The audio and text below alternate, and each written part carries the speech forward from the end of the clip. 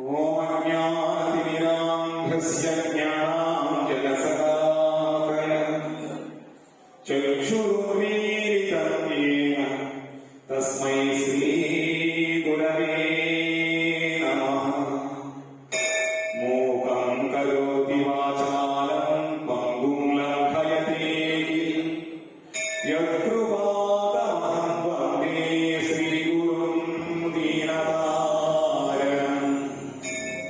तादिदेवं करुणानिधानम्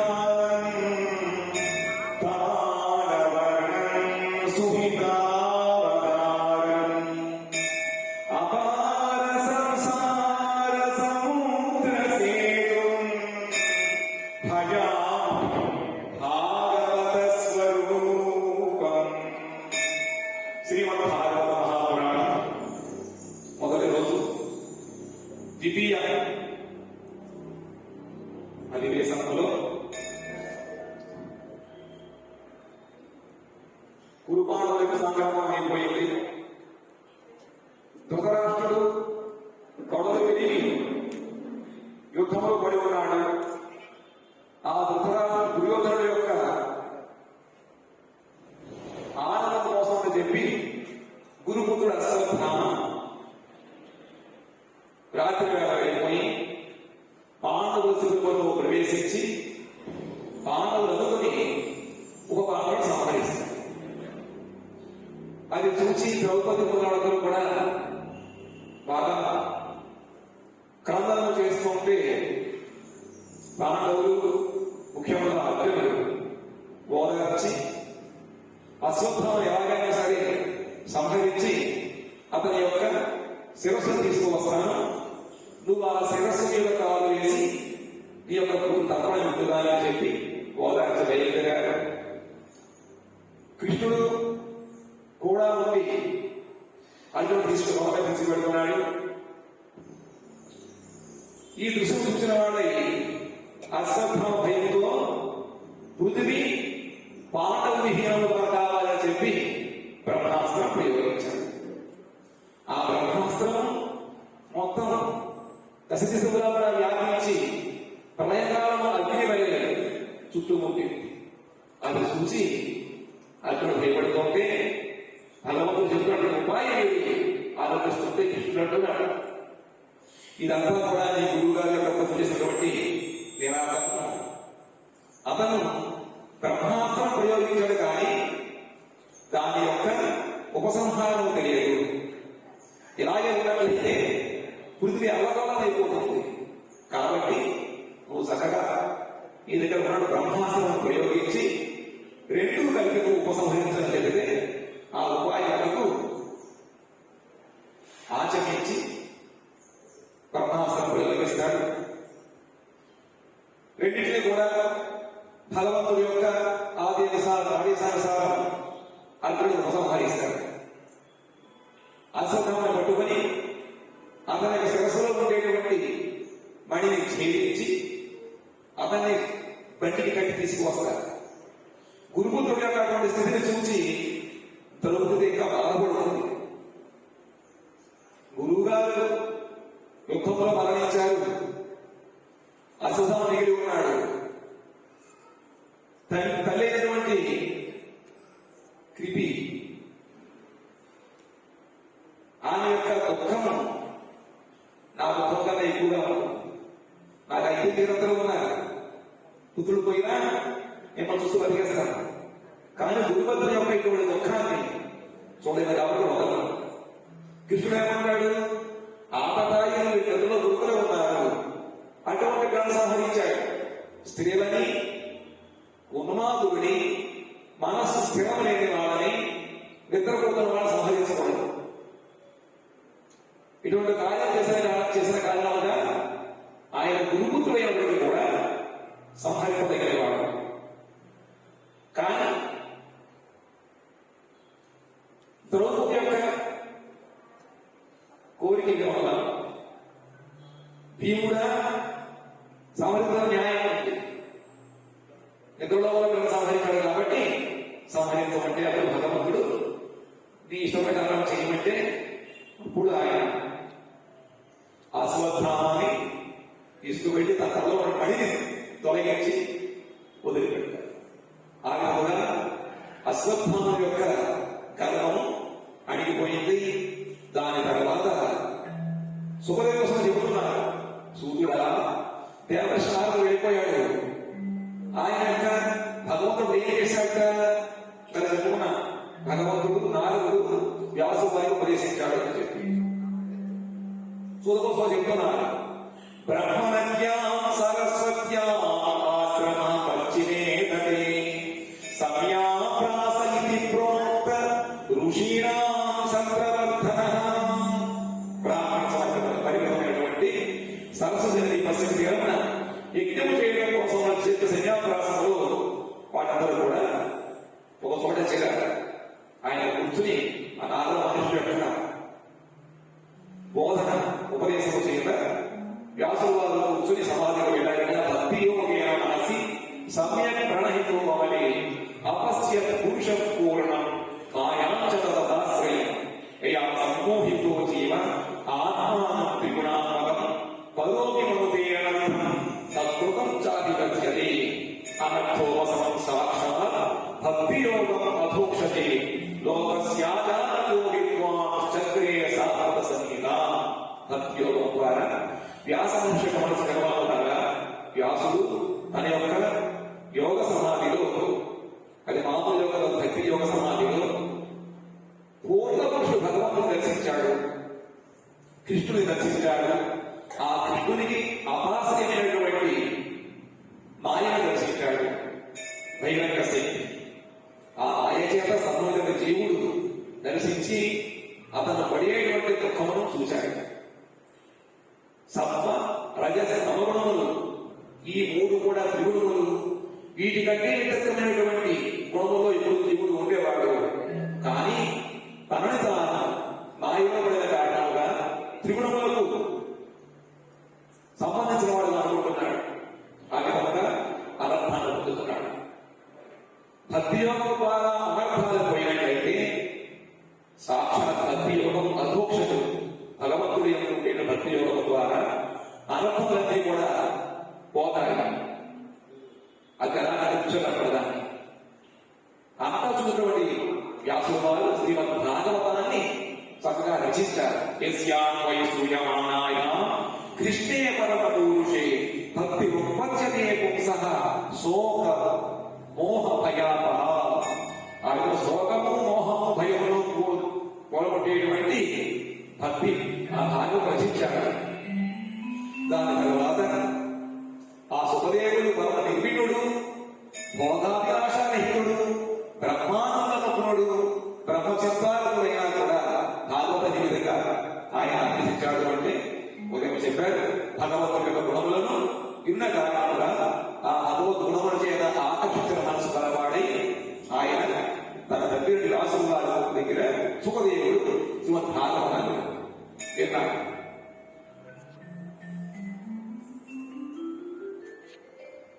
ఇలా ఉంటుండగా పాండవులు రాజసింహాసనం పొంది రాజసింహం అనుభవిస్తున్నారు. భగవంతుడు వాళ్ళ దగ్గర ఉండి కొన్ని యాగాలు చేయించాడు. ఇలా ఉన్నప్పటికీ కూడా ఆ యుధిష్ఠిర మహారాజు యొక్క మనసులో శాంతి కలగడం లేదు.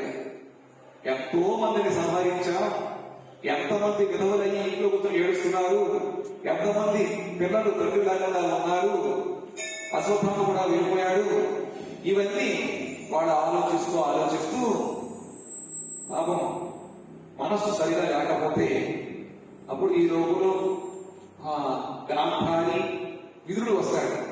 విదురుడు వచ్చి ధృతరాష్ట్రుడిని గాంధారిని చూసి చెప్పితే తినలేదు, మీరు పుత్రులందరినీ పోగొట్టుకున్నారు, 100 మంది పుత్రులు పోయినప్పటికీ పాండవుని ఆశ్రయించి వాడు ఇచ్చేది బట్టి ఉంటే మళ్ళీ పెడుతున్నాడు.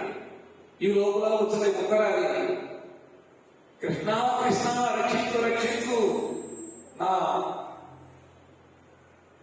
ఉత్తరమంతా కూడా మండిపోతుంది. అంతకుముందు అశ్వత్థామ ప్రయోగించాడు కదా.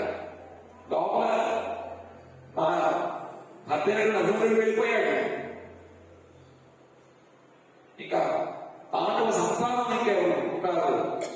ప్రార్థిస్తుంటే అప్పుడు భగవంతుడు వచ్చి ఆయన ఉత్తరాది యొక్క గర్భంలో ప్రవేశించి రక్షిస్తాడు.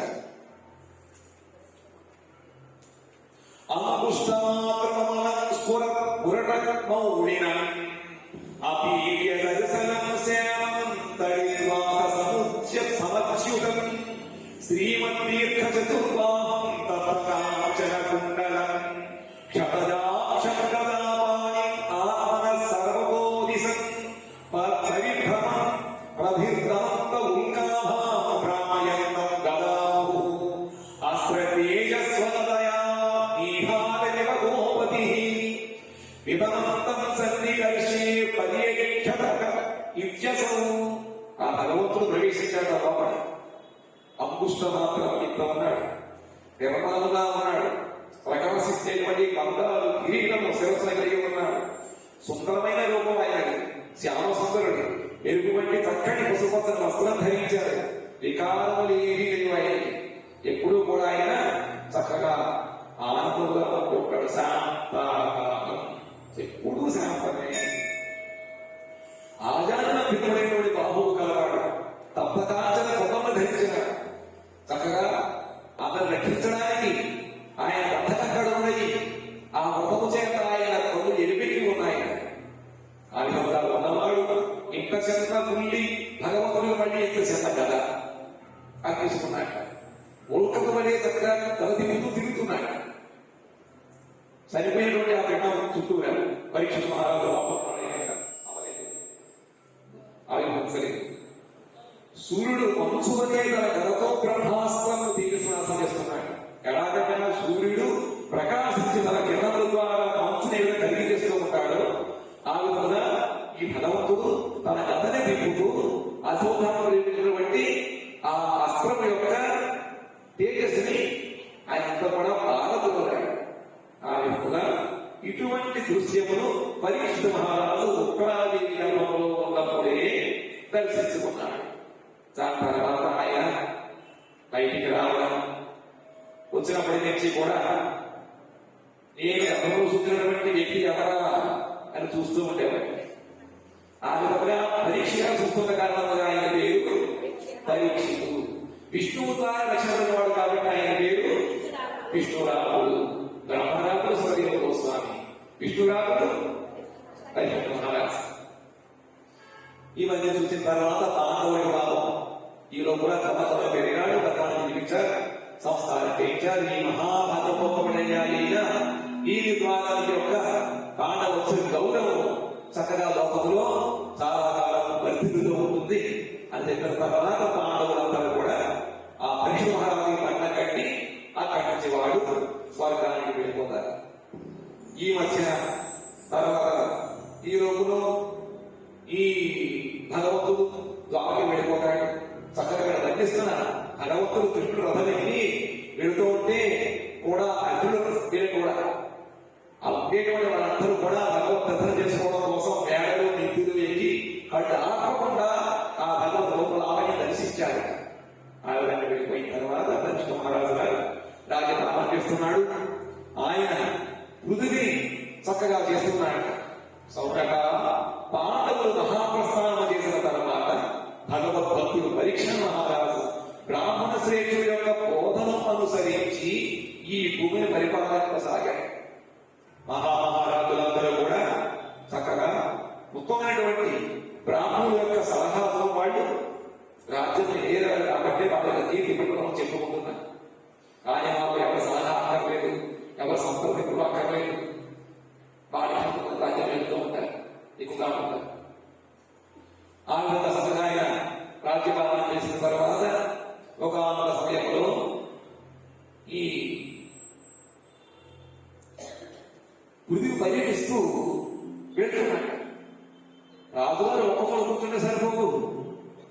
లోకంలో జరిగేటువంటి అన్ని పరిస్థితులు వాళ్ళు చూడాలి. కసక్షుష యాత్రలో వాళ్ళు చూసి దాని అనుగుణంగా ప్రజలందరూ కూడా ఎటువంటి ఇబ్బందులు బాబు లేకుండా వాళ్ళు ఇంటిగా చూసుకుంటూ ఉంటారు. అందుకని ఆయన దగ్గర వెళుతూ ఉంటే ఒక చోట ఈ వచ్చినప్పుడు చూశాడు ఆవుని. భూదేవి గోరుములో ఉంది, ధర్మదేవత వృషభరూపంలో. ఒకడు నల్ల శరీరముతోటి భయంకర రూపముతోటి సాక్షాత్ యమయంకుడుగా ఉండి ఆ ఎద్దుని దండిస్తున్నాడు. ఆ ఎద్దుని ఆ వృషభులకు ఒక భాగమే నిలిచి ఉంది. భయముతోటి ఆ ఆవు బలవంతులు తీసిస్తూ ఉంది. చూసిన వెంటనే లక్ష్మణ మహారాజు హృదయం గర్వించి ఒక్కసారిగా ఆ కొట్టబోయాడు. ఎవరు? ఈ ఆవుని వాడిని ప్రేమించేటువంటి ఆ నల్లని పురుషుడిని కొట్టబోతుంటే కొత్తగా వచ్చి ఆయన రాజుగారి కాళ్ళ మీద పడ్డాడు. అయ్యా, మీ రాజు నేను కూడా ఒకటే కాబట్టి రాజుగారు ఈ విధంగా సంహరిస్తే ఎలా అని పడితే ఒక్కసారిగా ఆయన ఆలోచించాడు. నువ్వేమో పాండవులు నువ్వు ఉండేటువంటి ఆయనవి, ఈ రాజ్యమంతా కూడా చక్కగా ఈ భాగవత పరంపరగా ఉండేటువంటి నువ్వు పేరుతున్నావు, నీ రాజ్యంలో మాకు ఇటువంటి అవస్థ కలిగింది అని చెప్పి చూసేవాడు చెబుతున్నారు. కస్వచ్చరణే లోకే బలాధస్య బలానుబలి నవదేవాసి దేశేన నట కర్మణా ద్విజః.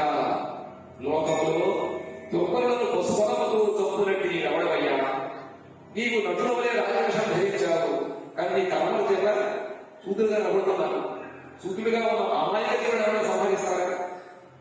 యస్వం కృష్ణే గతే దూరం సహ గాంధీవ ధర్మన సోచ్యో అస్య సోచ్యాన్ రహసి.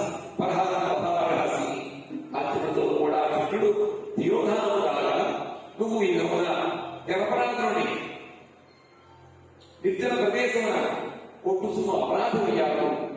కాబట్టి తప్పకుండా పదమునకు యోగుడివి అంటే పైన అనుకుంటే అప్పుడు అంటున్నాడు ధర్మదేవతతో ఏకత్వమానవేయానా యుక్తమాత్మా భయం వచః ఏషః గుణగణై కృష్ణో దౌత్యా దౌర్భగమాన్ కృతః.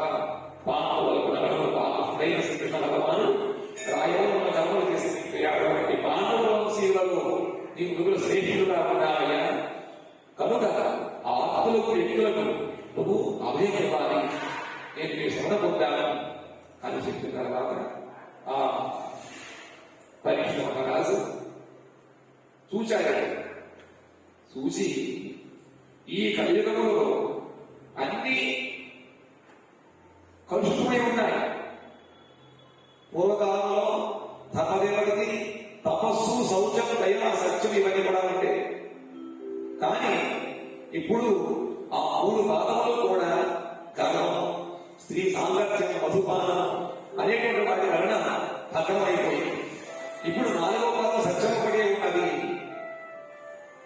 ఆ ధర్మరూపుడు కలి యొక్క ఈ అసత్యము ద్వారా పెరిగి ఇది కూడా సంవత్సరాలు కలియుగం చూస్తూ ఉంటుంది అన్నమాట. సమయం పోతుంటే అప్పుడు ఆ కవి పురుషుడు వచ్చి పరీక్ష మహారాజాన్ని పెట్టుకుంటాడు. ఇది రకమైనటువంటి దుర్లక్షణం ఉన్నప్పటికీ కూడా కలిలో ఒక గొప్ప గుణం ఉంది. కలవు కోశ విధే రాజస్తి ఏకో మహాత్మ కీర్తనదేవ కృష్ణస్య ఒక్క సంకల్పన ప్రజే అని చూసి ఆయన ఆశ్రయించాడు. అయ్యా, అన్ని చోట్ల కూడా ధర్మమంతా కూడా పరిగణపడుతుంది, నన్ను ఎక్కడ ఉండమంటావు, నాకు స్థానం ఇవ్వమంటే అప్పుడు 4 స్థానం ఇస్తాడు. అది చూడము, మద్యపానము, పశుహింస, ఇంకొకటి కావాలి. అది అర్థంగా ఇవ్వమన్నారు. అంటే అప్పుడు ఏది బంగారం వచ్చాయి. ఆ బంగారం వచ్చి కూర్చున్నాడు. ధనం లేకపోయినట్టు ఎవరు వెళ్తారు, ఒక డబ్బు లేకపోయినట్లయితే ఎవరు పశువుకు సంబంధించాలి కొనుక్కుంటున్నారు. ఎంత కలిగి తింటున్నారు.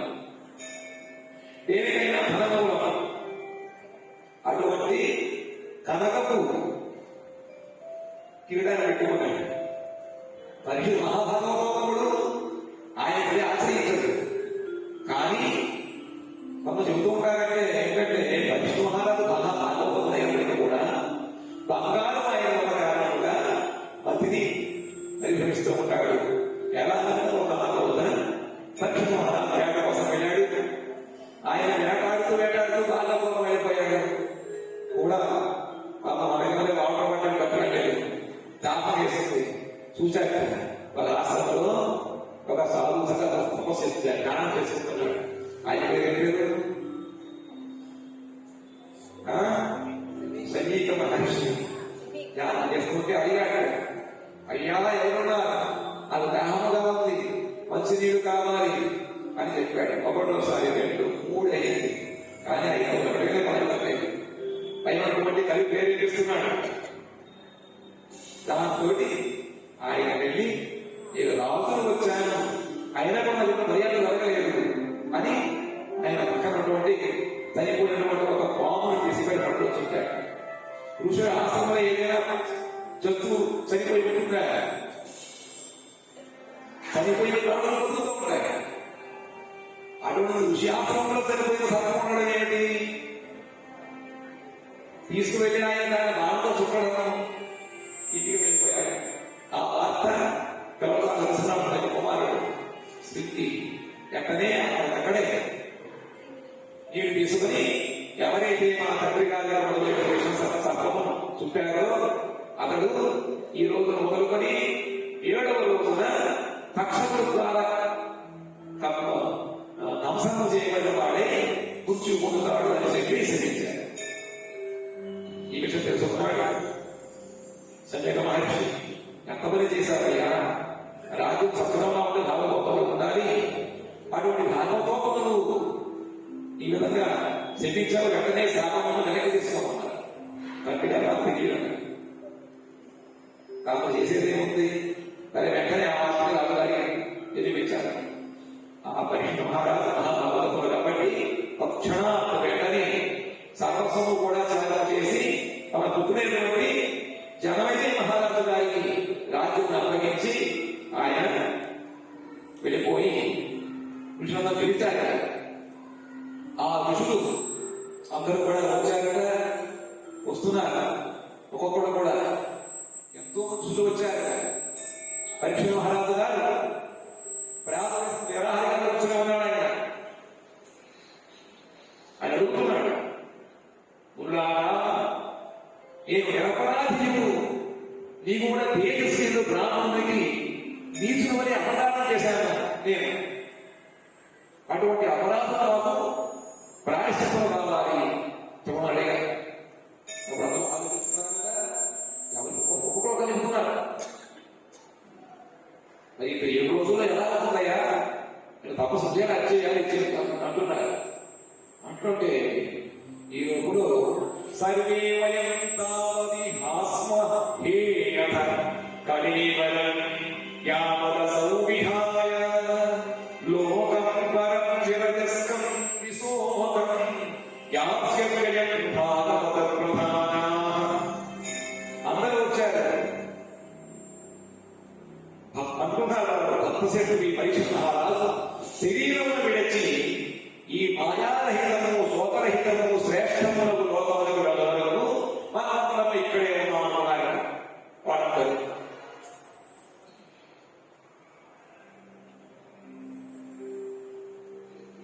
అగ్ని వశిష్ఠుడు చవరుడు శరత్వరుడు అరిష్టనేని భృగుడు అంగీరసుడు పరాశరుడు విశ్వామిత్రుడు పరశురాముడు ముఖర్షుడు ఇంద్రప్రముడు మేఘాది దేవరుడు అజిషేనుడు భరద్వారుడు గౌతముడు పిప్పులాలు మైత్రేయుడు పౌరుడు కవశుడు అగస్త్యుడు వేదవ్యాసుడు నారదుడు మిగతా దేవషుడు మహర్షుడు రాజేశ్వరుడు అందరూ వచ్చారు. విశేషంగా వచ్చారు. వాళ్ళందరినీ గురించి వాళ్ళు పూజించారు, నమస్కరించారు, అడిగారు. అహోమయం ధన్య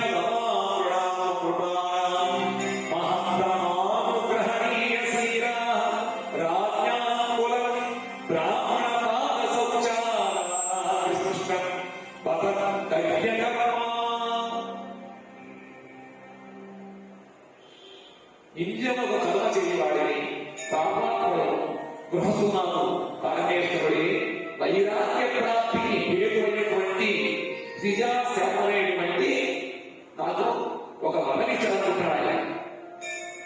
ఇక్కడ భయకర్తలు కావాలి, పచ్చి మహారాజు భయకర్తలే అనుకున్నాడు. ఇంతమైన కర్మ చేశాను. రాజు నుండి సరిపోయిన సర్వాన్ని ఋషులకు వెళ్ళవచ్చుంటాడు.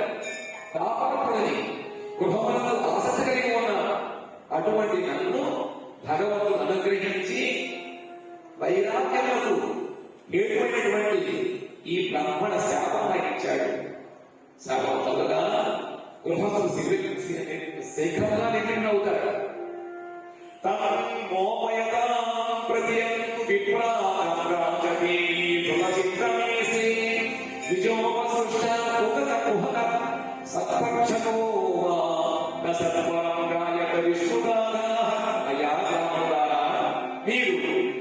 మీరు గంగాదేవి ఇప్పుడు నన్ను భగవద్గీత చిత్తులుగా శరణాగతులుగా ఎరుగు. బ్రాహ్మణుడు అనే చెప్పే రక్షకుడు స్వయముగా గాని వారి రూపను ధరించి ఎక్కడెప్పుడైనా కానీ తప్పక కాడు వేయవచ్చు. కాబట్టి మీరు విష్ణురాధని ఇప్పుడు అని చెప్పారు. మరలా నేను జన్మమెత్తి నాకు అనంతుని యందు ఆసక్తి కలుగుగా భగవద్భక్తులు భక్తులతో సాంగత్యం కావాలి, సర్వజీవులతో బయటికి వెళ్ళాలి అది ప్రార్థిస్తున్నాడు. ఈ విధంగా చేస్తుంటే దేవతలు స్వర్గం నుండి ఆనందంతో ప్రశంసలు ప్రకటించారు, ఆనందం ప్రయోగించారు. ఈ విధంగా వారు వస్తుంటే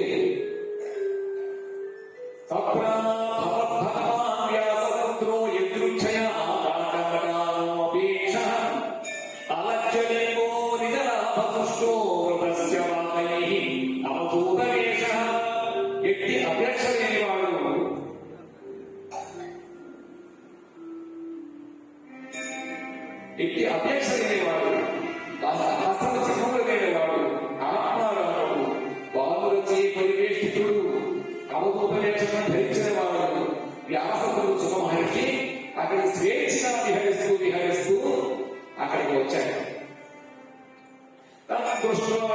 సుకుమార పాద కరువురు వాహం సతమూలగాత్రం చారయతాక్షోన్నపసత్తుల్యకర్ణ సుప్రమాణం కంపు సుధా కంపు సుజాతకంఠం చక్కగా ఉదాహరణ వయసు ఉన్నాడు. సుకుమారమైన దాతులు కలిగి ఉన్నాడు. హస్తములు, ఊరువులు, బాహువులు, గూగురములు, చక్రులు, అవయవములు అన్ని కూడా శుక్రముగా ఉన్నాయి. అటువంటి వల్ల భాగవతోత్తముడు వచ్చేటప్పటికీ వెంటనే పరీక్ష మహారాజు లేచి ఆయన నమస్కరించి తన ఆర్గ్యవాదాలు ఇచ్చారు. వైష్ణవ దర్శనం వైష్ణవ ఠాకూర్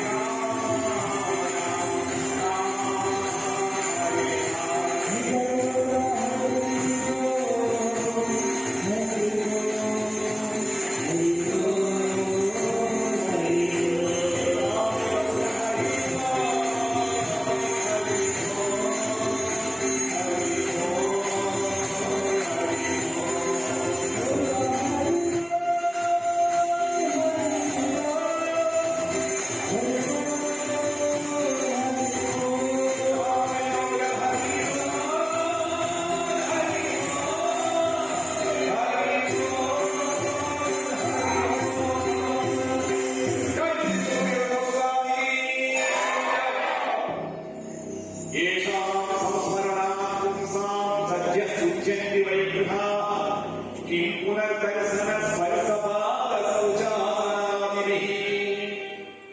భగవద్భక్తుడిని దర్శించినంత మాత్రం చేతనే మనకి అన్ని మంచి జరిగేటప్పుడు అటువంటి మహనీయుడిని అతిథి రూపంలో వారికి ఆహ్వానం కలిగి స్పర్శనం చేత పాద ప్రక్షాళన చేత వాళ్ళకి ఆసనం ఇచ్చి కూర్చోబెట్టి సేవ చేయడం ద్వారా మనం పవిత్రం అవ్వకుండా ఉంటామా? దర్శనం చేత పవిత్రం అవుతారు. వాళ్ళు సేవ చేస్తే ఇంకెంత లాభం కలుగుతుంది. కాబట్టి చక్కగా ఎంతో అదృష్టవంత ఈ యొక్క బాధ కలిగింది. నూనం భగవతో బ్రహ్మ గృహేషు గృహమేధినా లక్ష్యతే వ్యవస్థానమీ గోదోహనం క్వచిత్. ఆ మహర్షి గృహస్థుల గృహములలో మీరు ఆవులను పాలు పెట్టుకున్నంతసేపు కూడా ఉంటారు. భిక్షకు వెళ్తే ఒక్కసారి ప్రతి భిక్షాందేహి అంటారు. ఒక క్షణం అంటారు, ఎక్కువసేపు ఉంటారు. ఇస్తే ఎక్కడ వెళ్ళిపోతారు. ఆ విధంగా ఉండేటువంటి ఈ సుఖదేవ గోస్వామి పరిష్కారాల కోసం 7 దినములు అక్కడ ఉండి భాగవతం చెప్పాలి అంటే ఎంత అదృష్టం. ఈ యొక్క దర్శనమాకు కదా అని చెప్పి పరీక్ష మహారాజు చెప్పారు.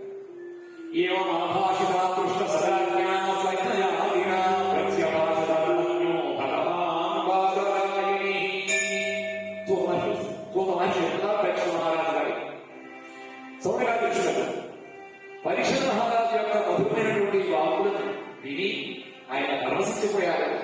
ధర్మదుడు వ్యాసనందరుడు సుఖ మహర్షికి తాను ప్రత్యుత్తరం ఇచ్చారు. ఎందుకు ఉన్నాడు ఈ విధంగా ఇంతసేపు అని చెప్పి చెప్తారు. ఈ విధంగా ప్రథమ స్కంధాన్ని ఇక్కడితో విధి స్థలంలో పరీక్ష మహారాజు గారికి ఈ సుఖదేవ గోస్వామి విధంగా భావన చెప్తూ ఉంటారు. చెబుతున్నారు శ్రీ సుఖవివాచ వైయాషతి ప్రశ్న లోకహితం కృపా ఆపవిత్ సమ్మతః పుంసాం శ్రోతవ్యాధిపరః. నువ్వు ఈ విధంగా మరణింపబోయేటువంటి వ్యక్తి భగవద్రూప సిద్ధి అంటే భగవత్ చరణాలయములను పొందవాలంటే ఏమి చేయాలో అడిగారు కదా.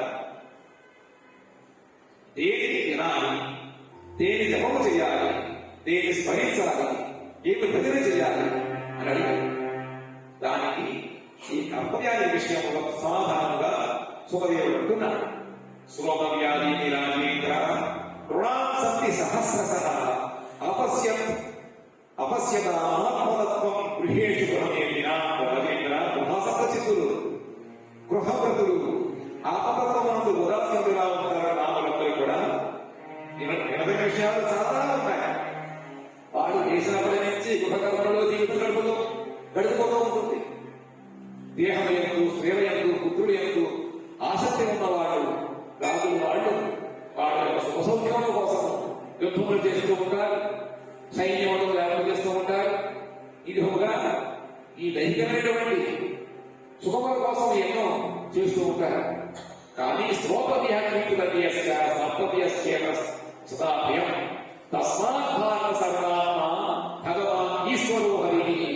కాబట్టి ఓ పరీక్ష మహారాజా, భగవద్గీత శ్రీహరి యొక్క గుణగణములను కీర్తించడమే జీవునికి ఏకైక కర్తవ్యం అని చెబుతూ పరినిష్ఠితో నైపుణ్యే ఉత్తమ శ్లోకలీలయ గృహీత చేతనారాజర్షి ఆఖ్యానీత కదహత్తి విలాస్యామి మహాపౌరుషికో భవాన్ యస్య శ్రద్ధదాసు స్మాన్ ముకుందే మతిస్తది. రాజా, నిర్గుణ బ్రహ్మమునందు పరిష్ఠుడనే ఉత్తమ స్వరూపుడైనటువంటి భగవంతుడి యొక్క లీలచే ఆకృష్టుడై ఈ చెప్పబోయేటువంటి భాగవత గ్రంథాన్ని ఆ దగ్గర అధ్యయనం చేశాను. నీవు విష్ణు భక్తుడివి, అందువలన నేను మీకు దాన్ని బోధించాను.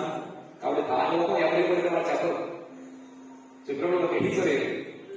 వైష్ణవానాం ప్రియం, ఎవరైతే విష్ణు భగవంతుని యొక్క ఆసక్తి శ్రద్ధ కలిగి ఉంటారో వాడు యొక్క విన్నట్లేదో ఒక ఆనందం కలుగుతుంది. నువ్వు విష్ణు భక్తుడు కాబట్టి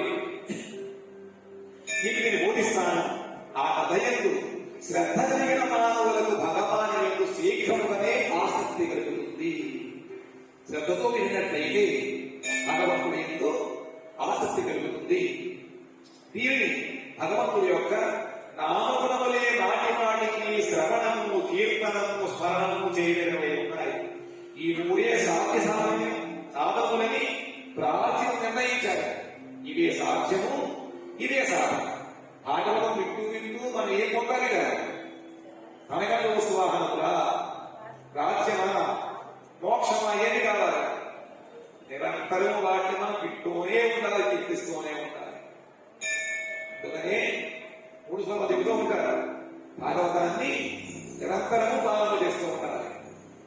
భగవంతుడి యొక్క అనుగ్రహం చేత ఒక ముహూర్త కాలంలో కఠమాండ మహర్షి భగవంతుని పొందాడు. నీకు 7 రోజుల కాలం ఉంది కాబట్టి ఎటువంటి కుదురు చెప్పుకున్నాం. సద్వైతుడు ఏం చేస్తాడ, తన మాటల ద్వారా సగభావనని ఎప్పుడు మానసిక బలాన్ని కావాలన్న. ఆ విధంగా ఇక్కడ సత్వైతుడు ఎవరు? సుఖదైన కోసం చెబుతున్నాడు. ఇంకా ఈ రోజు నేనుందయ్యా, ఒక ముహూర్త కాలంలో కట్వాంగరాజు మోక్షాన్ని పొందాడు.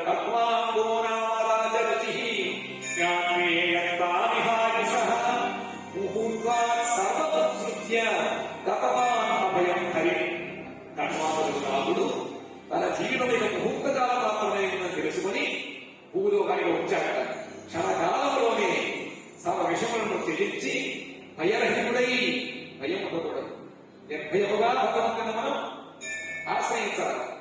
అస్తమానీయుడు భయం భయం భయం భయం భయం దివ్యాధినివేసి భగవంతుడు ఎందు మనకి మనస్సు లగ్నము కాని కారణముగా, ఇతర విషయం ఎందు మన మనస్సు ఉన్న కారణముగా నిరంతరం భయం. ఏమవుతుందో సరిపోతామేమో రకరకాల భయం. ఆ భయం పోతుంది. నిర్భయుడే భగవంతుని ఆశ్రయించాలి. ప్రవాక్యే దర్శి కౌరవ్య సత్రాహం జీవితావధి ఉపకల్పయ తత్సర్వం తావ్యత్సాంప్రాయికం.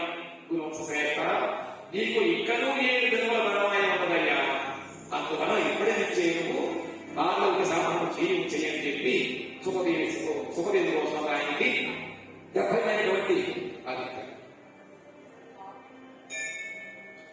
ఈ విధముగా గృహంలో విడిచిన వారి చక్కగా ఆయన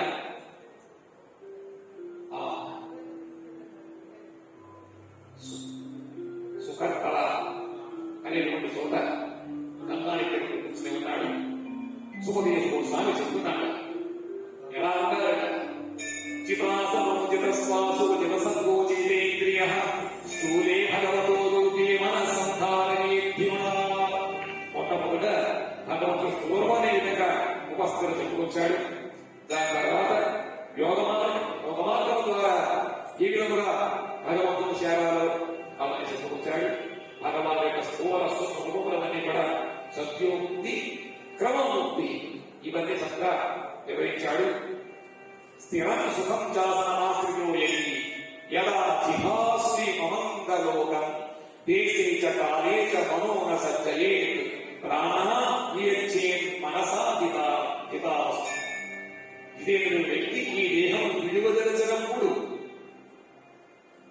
మనం ఎలా అనుకుంటామా, ఇంకా కావాలి, ఇంకా కావాలి, అక్కడికి వెళ్తే వాళ్ళు, ఇక్కడికి వెళ్తే వాళ్ళు స్పష్టంగా పెట్టుకుంటూ ఉంటారు. ఎంత ఆసక్తో మన దేహం. కానీ ఎవరికైతే దేహం వదిలిపెట్టాలనిపిస్తూ ఉంటుందో అప్పుడు ఏం చేయాలి?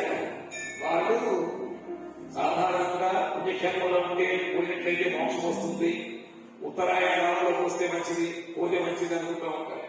కానీ దీనికి కోరిక వెళ్ళకూడదు.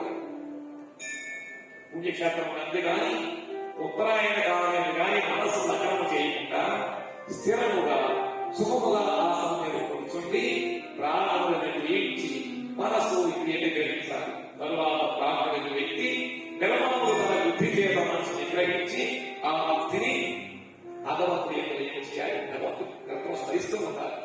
ఆ విధంగా చేయడం వలన చక్కగా భగవంతుడు పొందుతారు.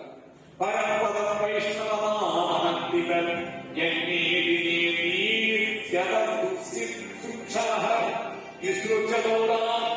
దౌరాన్యమనన్య సౌభృత భృతోపగుహ్యా పదం పదే పదే అనన్య ప్రేమలో భగవంతుణ్ణి ఆశ్రయించాలి.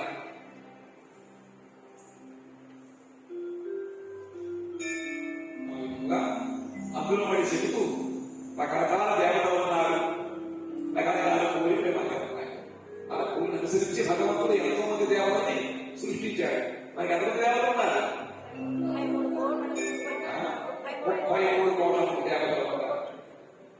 అందులో ఏ దేవతని మనం ఆశ్రయిస్తే ఏ వరాలు ఇస్తారో అవన్నీ కూడా చెబుతూ, ఇవన్నీ ఎవరు కూడా ఉత్సుకమని కోరుకోకూడదు. కాబట్టి సవై భాగంతో రాగా మానవీయో మహారథ బాలక్రీడనకై క్రీడన కృష్ణ క్రీడాయ కాలమే. ఆ విధంగా పరమ భాగవతుడు మహాదేవ దక్షిణ మహారాజు చిన్నప్పటి నుంచే పట్టగాయ భగవంతుడు చూడు. కాబట్టి అతను ఇంకా వేరే వ్యాపకాలు ఏ లేవు. కాబట్టి చక్కగా సుఖదేవి కోసం చెప్పేటువంటి వాటిని చక్కగా ఆయన ఆశ్రయిస్తూ వచ్చాడు.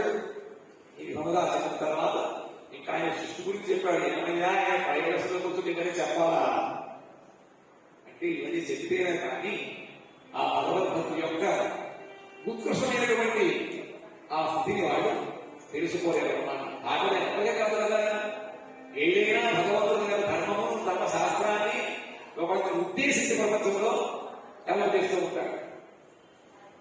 అర్జునుడికి మోహం లేకపోయినప్పటికీ మోహాన్ని ఆయనకి ఆపాదించి లోకమంగళం కోసం శ్రీమద్ భగవద్గీతని బోధించాడు. ఆ విధంగానే దక్షిణ మహారాజు ద్వారా భాగవతంలో ప్రచారం కావాలి. కాబట్టి ఇవన్నీ చెబుతూ ఇచ్చారు. ఇంకెంటున్నాడు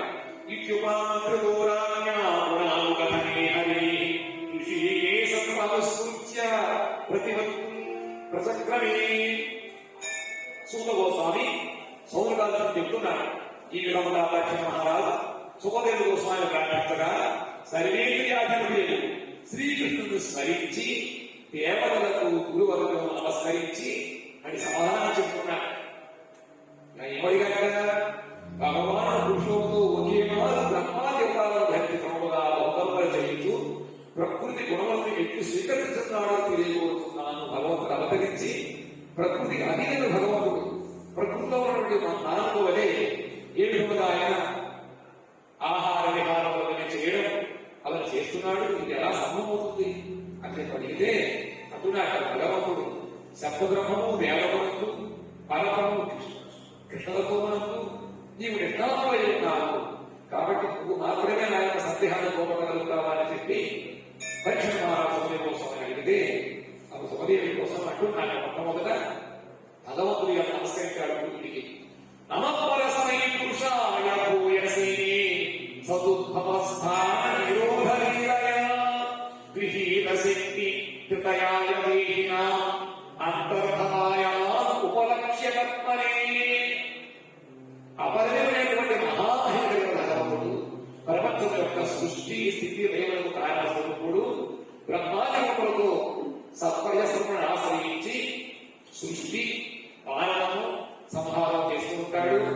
అంతేకాకుండా సర్వదేవుడు కూడా ఆయన అంతరాత్మ భగవంతుడుగా ఉంటూ ఉంటాడు. ఆ భగవంతుడిని కేవలం భక్తి మార్గము చేతనే మనం తెలుసుకోగలుగుతూ ఉంటాం. ఇతర మార్గముల చేత భగవంతుడిని ఏమీ తెలుసుకోలేదు. సర్వోపరి భగవంతుడు ఆ నమస్కరిస్తున్నాను అని చెప్పి సూర్యుని కోసం నమస్కరించి ఆ పరీక్ష సమాధానం చెప్తున్నారు. ఈ విధంగా చెప్తూ ఆయన సృష్టివరణం అయిన తర్వాత విరాటుడు వికోమమైంది.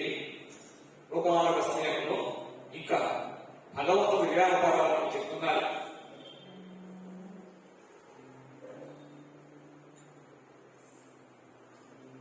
రకరకాల అవతారాలు ఎలా ఉన్నాయి అది చెబుతూ భగవంతుడి యొక్క నాంతం విరామీ మునయోగ్రయాస్తే మాయాబలస్య పురుషస్య కుతోపరి గాయం గుణా రససదాన ఆదిదేవ శేషో గుణాపి సమవస్యది నాణ్యకారి. భగవంతు చెప్పనేటువంటిది అవి ఎవరిలా కాదు చెబుతూ ఆ భగవంతుడు ఈ చిచ్చక్తి యొక్క చేత సహసములు ఆదిదేవుడు వాళ్ళకి కూడా ఆయన గుణములు కీర్తిస్తూ ఉన్నారు. ఎప్పటికీ కూడా ఆ గుణముల యొక్క అనుకున్న వాళ్ళు కనుగొనలేకపోయారు.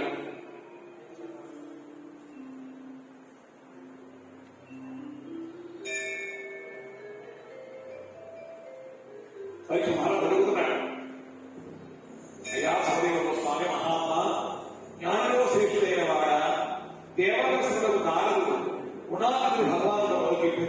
సుమతి అనుజ్ఞాతుడై జనులకు సూపమైన అద్భుత పరాక్రములకు శ్రీ హరి కథలను ఎవరెవరు ఏనుగా చెప్పినారో దానికి నెరవేరుస్తున్నామన్నారు. బ్రహ్మ నారదుడికి తత్వం అంతా చెప్పిన తర్వాత, ఓ నారదా, నువ్వు నిరంతరము భగవంతుడి గుణమును కీర్తిస్తూ ఉండు అని చెప్పి ఆజ్ఞాపించారు.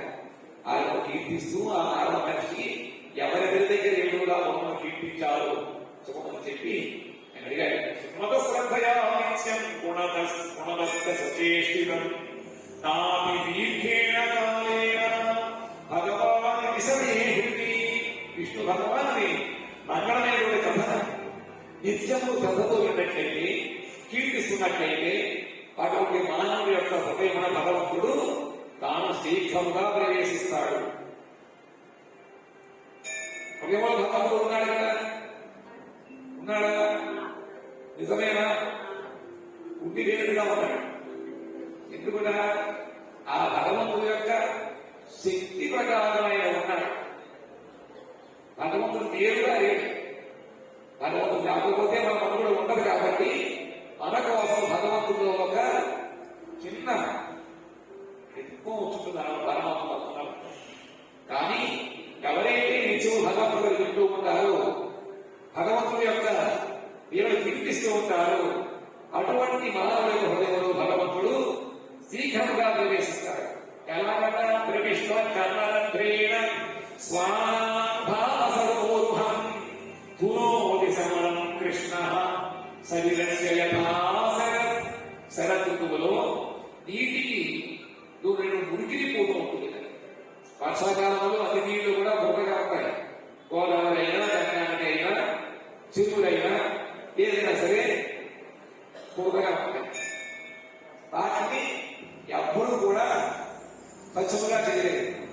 ఒక్క శరత్కాల చక్రగ్రంథం మాత్రమే అవన్నీ కూడా చక్కగా తేరుకుంటాయి.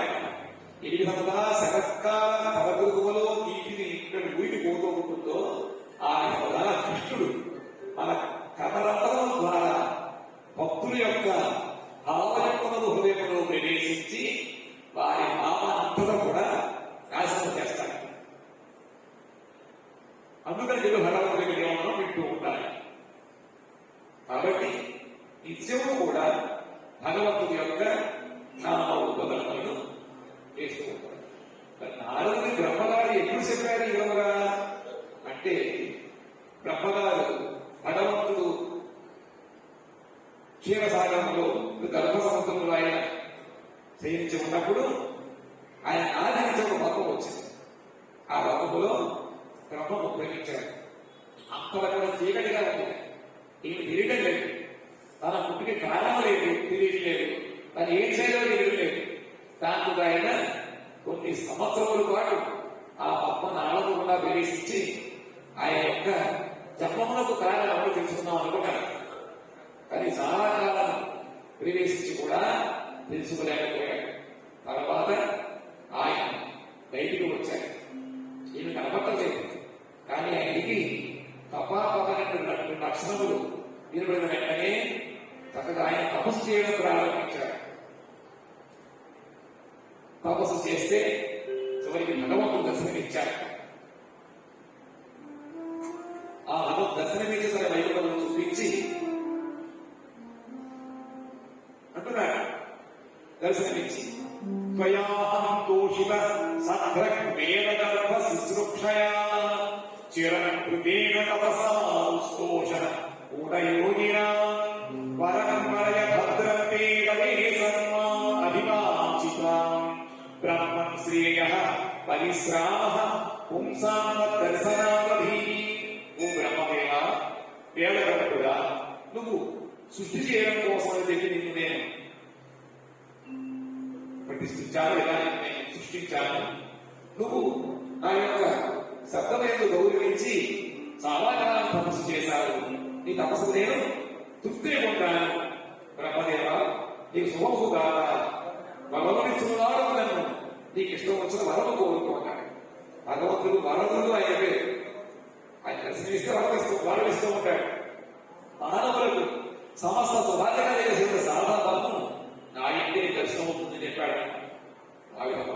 ఉన్నగారంటున్నారు భగవన్ సర్వభూతానాం అధ్యక్షో అవస్థితో గుహ వేద ప్రతిబుద్ధేన ప్రజ్ఞానేన చికిత్సిత బ్రహ్మదేవాని సర్వ ప్రాణులకు అధ్యక్షుడు సర్వజీవ హృదయంలో అప్రదేశంగా ఉంటూ ఉంటారు. నీవు ఈ అప్రధ్యానములు ప్రజ్ఞా ప్రభావము చేత సర్వ జీవుల ఆభిషేకం చూసుకుంటూ ఉంటాడు.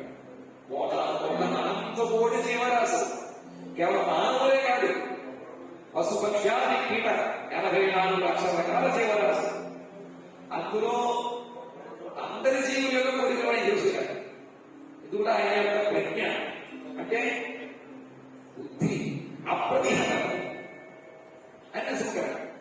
కాబట్టి సర్వజీవుల యొక్క అవిషయం తెలుసుకుని ఉంటూ ఉంటారు. అది భగవంతుడు ఆయన యొక్క ఆ స్థితికి మెచ్చుకున్న వాడై భగవంతుడు అతనికి చతుశ్లోకి భాగము అనేటువంటి దాన్ని ఆయన బోధిస్తాడు. అప్పుడు చతుశ్లోక భాగంలో మొదటిది జ్ఞానం పరమ గుహ్యం మే యద్విజ్ఞాన సమన్వితం సరహస్యం తరంగం చ గృహాచరితం మయా. భగవంతుడు బ్రహ్మదేవ మిగుల గోప్యమైనటువంటిది, అనుభవంతో కూడినది, ప్రేమతో కూడినటువంటిది, శాస్త్ర ప్రతిపాదమైనటువంటిది ఆ జ్ఞానాన్ని గురించి ఆ ప్రేమ భక్తికి అంగలకు సాధన గుర్చి చెప్తాను వినమంటున్నాడు. ఇది 4 వేదముల యొక్క సారం. ఈ చతుశ్లోకి భాగవతాన్ని మొట్టమొదట భగవంతుడు బ్రహ్మకు ఉపదేశించాడు. దానిని బ్రహ్మ తన ముగ్గురి నారద స్వామికి ఉపదేశిస్తే నారదుడు వ్యాస మహర్షికి ఉపదేశించాడు. వ్యాస మహర్షి తన యొక్క భక్తి సమాహిత చిత్రముతో ఈ శ్లోకములను ఆయన ఆలోచిస్తున్నప్పుడు ఆయనకి భగవంతుడు దర్శనమిచ్చాడు. ఆ చతుశ్లోకి భాగవతాన్ని 18,000 శ్లోకములైనటువంటి శ్రీమద్ భాగవత మహాపురాన్ని ఆయన రచించాడు. అందులో మొదటి శ్లోకంలో ఎంతో రహస్యమైనటువంటిది, అనుభవంతో కూడినటువంటిది. అనుభవం ఉండాలి. మిగతా జ్ఞానం, బ్రహ్మజ్ఞానం, ఆజ్ఞానం, విజ్ఞానం ఉంటారు. అనుభూతి ఏమిటి? కానీ ఈ జ్ఞానం ఎటువంటిది కాదు. అనుభూతి భగవంతుడి నామములతో గుణములతో కూడినటువంటి బ్రహ్మభక్తి అనుభూతి ఉంటుందా? అటువంటిది ప్రేమభక్తులు ఉన్నటువంటిది, శాస్త్రము ప్రతిపాదన ఉన్నటువంటిది. ఇది ఎవరో చెప్పినటువంటిది కాదు, శాస్త్రమే చెప్పిందన్నమాట.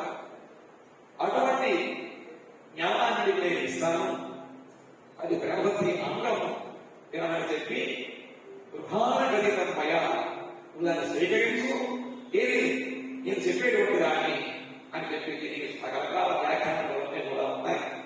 2వ శ్లోకంలో ఏమిటా యావానహం యథాభావో యద్రూపగుణ కర్మణః తథైవ తత్వ విజ్ఞానం అస్తుతే మదనుగ్రహ. ఆయన అనుగ్రహం వలన నీకు జ్ఞానం కలుగుతుంది. ఈ భగవతత్వ జ్ఞానము మనము విధిన చదివిన నేర్చుకున్న వచ్చేది కాదు. ఒక్క గురువుగారి యొక్క అనుగ్రహం, భగవద్ అనుగ్రహం మాత్రమే మనం సిద్ధించేటువంటిది. కాబట్టి నా యొక్క అనుగ్రహం నీకు ఇస్తున్నాను, తెలుసుకోమన్నాడు. ఏమిటది? నా స్వరూపమే అన్నది. నేను ఎంత పరిమాణంలో ఉంటాను, ఏ విధములు గుణములు, రూపములు, దేవుడు భగవాను, ఈ విషయాలన్నీ కూడా యథార్థానుభవము ఉన్నది ఉన్నట్లుగా తెలుసుకున్న అనుభవం వస్తుంది. ఆ తిరిగిన వాళ్ళు నేది ఇది కాదు, ఇది కాదు, రూపము లేదు, ఆ కంటి కనబట్టలేదు కాబట్టి ఆయనే లేదు చెబుతూ ఉన్నాం. ఇవన్నీ మాయవ రాజ్యం ఉన్నప్పుడు మన మనసు ద్వారా ఆలోచించేటువంటి. కానీ భగవంతుడు ఈ మాయకు అతీతుడు, మాయా అధీసుడు. ఆయన చెప్పేనే మనకి వచ్చింది, అనుగ్రహంలో వస్తుందన్నమాట. కాబట్టి భగవంతుడు తత్వమును తెలుసుకోవాలి అంటే మదనుగ్రహ, ఆ భగవంతుడి అనుగ్రహాన్ని సంపూర్ణంగా లభిస్తుంది. పాచిత జ్ఞానం ఎప్పుడు కూడా మంచిది కాదు. After this most dangerous. Full knowledge కాదు. అది ఎలా వస్తుంది? కేవలం భగవద్గీతం వస్తే పూర్వశాస్త్రం వస్తుందన్న. అహమేవాసమేవాగ్రే నాట్యత్సత్పరం పశ్చాత్తమహం యదేదచ్చ యోగ శిష్యేన సోస్మ్యం. ఆయన బ్రహ్మ సృష్టి అప్పుడే ఉన్నాను, నాకంటే వేరుగా స్థూలముగానే శుభం కదా అనుకుంటూ ఉంటారా? ఏదో రకరకాలైనటువంటి పోలిక చెబుతూ ఉంటారా? సృష్టి ఎలా జరిగిందయ్యా అంటే భగవంతుడు తనవచ్చి దారి ఆయన కూడా సృష్టించాడు. ఎలా సృష్టించాడు? ఉదాహరణ చెప్తారు, సాలిపురుగు ఉంది, ఆ సాలిపురుగు నోటి నుంచి ఒక చిగురు పదార్థాన్ని బయటికి తీస్తుంది, తద్వారా గూడు పెట్టుకుంది. అక్కడికి వచ్చేటప్పటికి సాలిపురుగు చిన్నది, బయటది ప్రదేశంలో కట్టాలంటే మరి అలాగే భగవంతు సృష్టిలో భగవంతుగా నీళ్ళు వేయాలంటే ఇంటిగా లేకుండా వచ్చింది. మన యొక్క వృత్తికి అన్నది అప్పుడు చెప్తారు, భగవంతుడన్నా నేరుగా ఏమీ లేదు.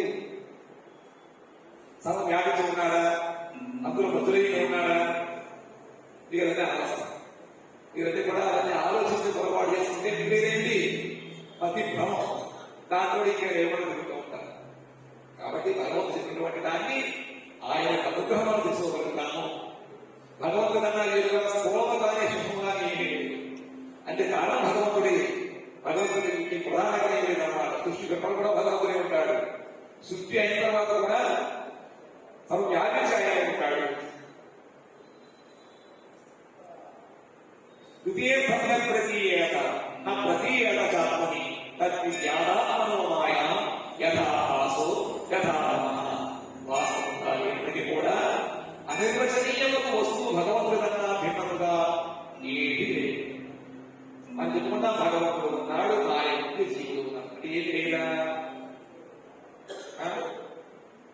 భగవంతుడి కన్నా వేరుగా లేదని చెప్పాడా? భగవంతుడికి ఒకటేనా? భగవంతుడి కన్నా వేరుగా లేదు. ఈ ఆకు ఆకులకు వేరుగా ఉన్నాయా? రెండు ఒకటేనా? పుష్పం యొక్క వాసన రెండు ఒకటా? వేరుగా ఉంటాయా? అలాగే భగవంతుడు జీవుడు మాయా కూడా ఉంటారు. కానీ ఆ ముందుకి చూడగలిగే వాళ్ళు చూడగలుగుతారు, చూడలేని వాళ్ళు ఎలా అంటున్నారు. ఆకాశమండలంలో నక్షత్రాలు ఉంటాయి, నక్షత్రంలో రాహు కూడా ఒక నక్షత్రం కానీ మనకు కట్టికప్పటి అదే భగవంతుడు మాయ. మాయ అనేటువంటిది ఒక వృత్తి, కానీ అది భగవంతుడిలో ఉంటుంది. దీపం యొక్క నీడ ప్రకాశించే వస్తుదానికి వ్యతిరేకంగా ఉండేటువంటిది నీడ. ఎక్కడైతే ఆ ప్రకాశం కాదు అక్కడ నీడగా ఉంటుంది. నీడ వచ్చింది అలా నీడ, ప్రకాశంలో నీడ వచ్చింది. నీడ ప్రకాశం ఒకటేనా? ప్రకాశం నీడ ఉందా? ఉందా? యుగంలో నీడ లేదు, కానీ ఉన్నట్టు వస్తూ ఉంటుంది. ఆ విధంగానే భగవంతుడు మాయ ఉంటాయి. వీటిని మనము మామూలుగా పరిస్థితి వచ్చే వస్తువు కాదని సాధన ద్వారా భగవంతుడు వస్తూ ఉంటుంది. కాబట్టి ఇవే ఆయన తెలుసు అని చెప్పి భగవంతుడు ఎక్కడ యథామహాభిభూతాన్ని భూతేషు చావశేషం ప్రవిష్టాన్ని అప్రవిష్ట తథాదేశం పృథువ్యామహాభూతములు ఉచ్చనీతములైన దేవతుల్యగాని భౌతిక దేహం యొక్క సూక్ష్మంలో ప్రవేశిస్తారు. సత్వముగా ఉంటాయి, పంచభూతాలు ఉన్నాయి. అవి వాటి ద్వారా మన శరీరం సృష్టి. అవును, పంచభూతాలు ఉన్నాయా? కనబడి వేరుగా ఉంటాయి, బయట కనబడుతూ ఉన్నాయి. ఆ విధంగా భగవంతుడు ఉచ్చమైనటువంటి మహాభూతములకి ఏ విధంగా ఉంటాయో ఆ విధంగానే భగవంతుడు అంతా కూడా వ్యాపించి ఉంటాడు.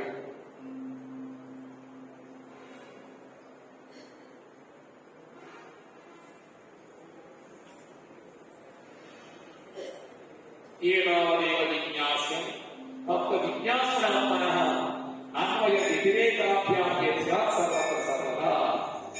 అనువృత్తి వ్యావృత్తి, అనుకూలం వ్యతిరేకం, ఇటువంటి విధి నిషేధము, వీటి ద్వారా ఏది అంతగా ఎల్లప్పుడూ ఉంటుందో దాన్ని ఆత్మ తెలుసుకో. ఆత్మ అంటే ఏమిట? నిత్యము ఉండేటువంటిది.